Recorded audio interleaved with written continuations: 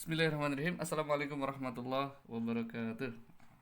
Alhamdulillahirrahmanirrahim. Pada siang hari ini kita bisa bertemu kembali kita semua ya. Semangat pagi tentunya dalam mata pelajaran IPA terpadu. Dan mudah-mudahan Allah Subhanahu wa taala senantiasa melindungi kita, memberkahi kita, melindungi kita dari berbagai penyakit seperti yang sekarang sedang berkembang, pandemi ya, untuk virus COVID-19. Dan mudah-mudahan kita dilindungi Allah Subhanahu wa taala sehingga kita tetap sehat dan bisa menuntut ilmu dengan baik. Oke, tetap semangat teteh semua. Ya, baik. Kemarin Bapak perhatikan masih ada berapa yang nilainya kurang ya, nilai apa namanya? Pas selesai materi sepertinya videonya tidak disaksikan ini. Jadi untuk teteh semua, silakan menyempatkan waktu selama pembelajaran ini untuk memperhatikan videonya dari awal sampai akhir, begitu ya, karena semua pertanyaan itu berasal dari video, begitu ya.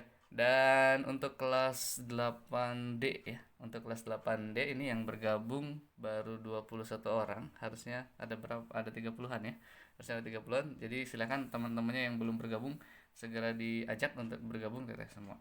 Baik teteh semua, kita akan melanjutkan materi. Masih ingat kemarin kita akan membahas tentang struktur dan fungsi jaringan pada tumbuhan ya, struktur dan fungsi organ pada tumbuhan. Nah, masih ingat kemarin ya, organ pada tumbuhan ada berapa?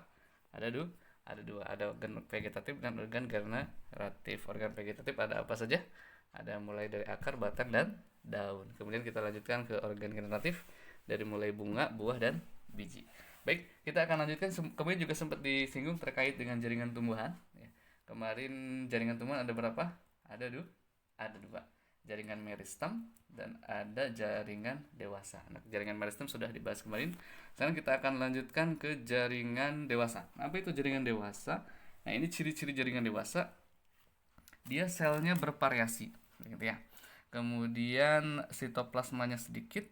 Kemudian selnya berhenti membelah, artinya tidak membelah kembali. Siapa yang selnya membelah? Masih ingat kemarin jaringan meristem, dia terus membelah karena untuk perkembangan. Kemudian dia hasil diferensiasi atau spesialisasi jaringan meristem. Jadi jaringan dewasa ini hasil dari diferensiasi dan spesialisasi jaringan meristem. Jadi asalnya dari jaringan meristem, begitu. Nah, baik teteh semua, kita lihat untuk jaringan dewasa itu ada 4 jaringan. Ada jaringan epidermis, ada jaringan pengisi, ada jaringan penyokong, dan ada jaringan pengangkut ya. Kita akan bahas satu persatu. Pertama dari jaringan epidermis. Nah, coba perhatikan teteh semua gambar di sini, begitu ya. Apa itu jaringan epidermis? Nah, namanya juga epidermis. Epidermis itu apa istilahnya? Pelindung ya, atau jaringan paling luar. Nanti ketika teteh semua mendengar epidermis, itu pasti paling luar. Dan karena dia paling luar, maka sifatnya juga paling kuat kan untuk melindungi jaringan di bawahnya. Nah, ini jaringan epidermis ini ada di seluruh bagian tumbuhan, begitu ya.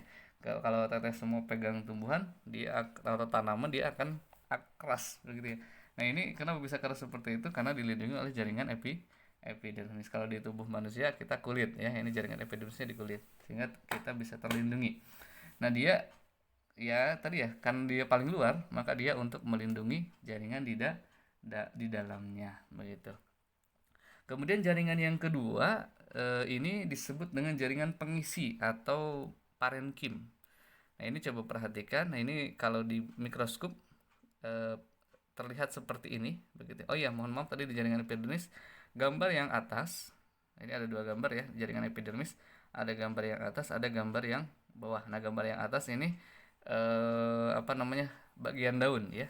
Jadi bagian daun jaringan paling luar jaringan epidermis. Nah, yang bawah ini bagian batang. Nah, jaringan yang paling luar itu jaringan epidermis. Oke, kita lanjutkan yang kedua, jaringan pengisi atau parenkim. Nah, ini dia ciri-cirinya itu sel-selnya terus membelah.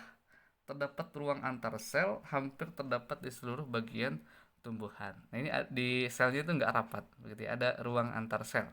Nah, itu ciri-ciri jaringan parenkim. Nah, dia berperan dalam semua proses fisiologi atau metabolisme pada tumbuhan. Jadi jaringan parenkim ini sangat penting karena dia berhubungan dengan metabolisme pada tumbuhan sehingga tumbuhan ini bisa berkembang baik batang, akar ataupun daun begitu ya. Nah, kemudian yang berikutnya yang perlu disampaikan adalah modifikasi parenkim. Nah, ini di parenkim ini ada klorenkim. Nah, klorenkim itu parenkim yang berklorofil. Nah, nanti kita lihat ya. Jadi ada jaringan di parenkim ini ada klorenkim. Nah, ini klorenkim ini parenkim yang berklorofil. Nah, itu disebutnya klorenkim, itu istilah aja. Artinya klorofil yang ada di daun itu berada di jaringan parenkim. Nah, ini yang perlu disampaikan ya, sekali lagi Bapak ulangi. Jadi klorofil ya, masih ingat klorofil apa? Zat hijau daun yang membuat warna daun menjadi hijau gitu ya. Nah, itu di mana klorofil berada? Ada di jaringan parenkim gitu ya. Jaringan parenkim juga menyimpan cadangan makanan gitu ya pada umbi-umbian. Jadi kalau misalkan teteh tahu ubi misalnya, ubinya itu kan berada di akar ya. Nah, itu akarnya itu adalah bagian dari di mana si ubi yang kita makan itu berada, itu ada di jaringan parenkim ya. Nah, itu yang ketiga adalah jaringan penyokong. Nah, ini jaringan penyokong dia mengalami penebalan. Nah, fungsinya untuk apa ini jaringan penyokong? Gambarnya di sini ya. Untuk menunjang bentuk tubuh tumbuhan. Nah, kemudian melindungi biji atau embrio, melindungi jaringan pengangkut. Nah, ini ya. Jadi nanti yang keempat jaringan pengangkut dilindungi oleh jaringan penyokong. Yang namanya juga penyokong ya, sehingga dia melindungi. Nah, dia juga menunjang bentuk tubuh tumbuhan gitu ya. Jadi tumbuhan bisa berbentuk seperti itu yang kita lihat. Siapa yang menyokongnya begitu ya. Nah, ini jaringan penyokong. Nah, ini ada dua ya. Ada kolenkim, ada sklerenkim. Nah, ini harus dibedakan ya. Kalau tadi klorenkim kalau tadi ya. Bagian parenkim yang mengandung klorofil disebutnya klorenkim. Oh iya, teteh semua, karena ini banyak istilah yang mungkin baru bagi teteh semua. Jadi sambil belajar sambil melihat buku modulnya ya, buku modul paket, Bapak menerangkan berdasarkan modul itu biar teteh-teteh semua tidak bingung gitu ya. Nah, Bapak ulangi, tadi kalau jaringan parenkim yang mengandung klorofil disebutnya klorenkim. Nah, sekarang yang ini untuk jaringan penyokong itu ada dua jenis, ada kolenkim, ada sklerenkim. Jadi beda dengan yang tadi ya. Nah, kita perhatikan bentuk jaringannya. Nah, kalau jaringan kolenkim, nah ini berarti sebelah kiri ya, dia selnya hidup terus berkembang, sedangkan sklerenkim dia tidak hidup gitu ya, artinya mati ya. Kemudian strukturnya, kalau kolenkim dia lentur ya, kemudian kalau sklerenkim dia kaku, susah susah bergerak ya. Kemudian untuk kolenkim itu pada organ muda dan tua, sedangkan sklerenkim hanya pada organ yang tua. Nah, itu perbedaannya bisa terlihat ya, antara kolenkim dengan sklerenkim. Yang keempat adalah jaringan pengangkut. Nah, ini kalau teteh-teteh semua sering mendengar mungkin dari SD ada istilah silem dan floem ya. Masih ingat apa perbedaannya? Nah, betul sekali. Kalau silem mengambil air dan zat mineral dari akar ke daun. Nah, sedangkan floem atau flum ya, dia mengedarkan hasil fotosintesis ke seluruh tubuh tumbuhan. Nah, di mana itu si pengangkut itu berada? Adanya di jaringan pengangkut. Nah, gitu ya. Jadi itu perbedaannya. Oke, kita akan bahas lebih dalam lagi tentang jaringan ini berdasarkan tubuh-tubuhnya, kita lihat di slide berikutnya. Oke, pertama organ dalam tumbuhan itu ada akar. Nah, coba kita perhatikan yang sebelah kiri. Nah, ini adalah bentuk akar yang dipotong melintang ya. Kita potong, nah kita lihat. Nah, ini bentuk akarnya seperti ini. Nah, sebentar ya, Bapak ambil ini ya biar bisa terlihat. Nah, ini yang sebelah kiri, yang ini berarti ya. Nah, ini adalah bentuk akar yang dipotong melintang. Nah, yang ini akar dikotil, yang ini akar monokotil. Nah, kalau kemarin sempat ada yang bertanya perbedaan dikotil dan monokotil, ya paling mudahnya kalau dikotil dia berkeping dua, kalau monokotil berkeping satu. Contohnya yang mudah misalkan jagung. Nah, jagung kalau kita lihat bentuk jagung seperti apa? Dia satu ya. Nah, itu dia monokotil. Tanamannya seperti itu. Dia tidak ada cabangnya, tidak ada bentuk nggak apa namanya. Beda dengan misalkan mangga. Nah, mangga kan ada cabangnya ya. Nah, itu di kotil. Nah, perbedaannya kalau kita potong, nah ini kalau di kotil dia bentuknya terlihat bagian-bagian apa namanya? Silem dan phloemnya itu jelas. Nah, kita lihat silem ada di tengah ya, sedangkan phloem ada di luarnya.